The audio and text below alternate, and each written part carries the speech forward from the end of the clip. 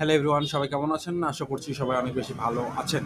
আচ্ছা, রাষ্ট্রবিজ্ঞান অনার্স তৃতীয় বর্ষের সাজেশন, রাষ্ট্রবিজ্ঞান সাজেশন ফাইনাল বিষয় হলো আন্তর্জাতিক রাজনীতির মূলনীতি, যেটা হলো 503 কোডের পরীক্ষা। আপনাদের এটা কিন্তু 8 তারিখে একটা আছে, 8 তারিখের পরেই 11 তারিখে। সো এটার জন্য যে মানে আমাদের যে প্রশ্ন এবং প্রশ্নের উত্তরগুলো যেটা আছে সেটা কিন্তু অলরেডি রেডি।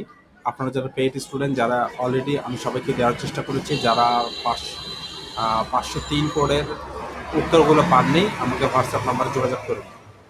আর সবার কি অবস্থা? আপনাদের সাথে কথা বলতে আসলাম।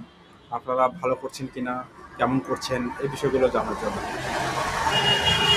সো আমি আমি আপনার একটা কথাই আপনাদেরকে বলবো, ভালো প্রিপারেশন নেন। আমার কাছ থেকে সাজেশন নিতে হবে ব্যাপারটা এমন না।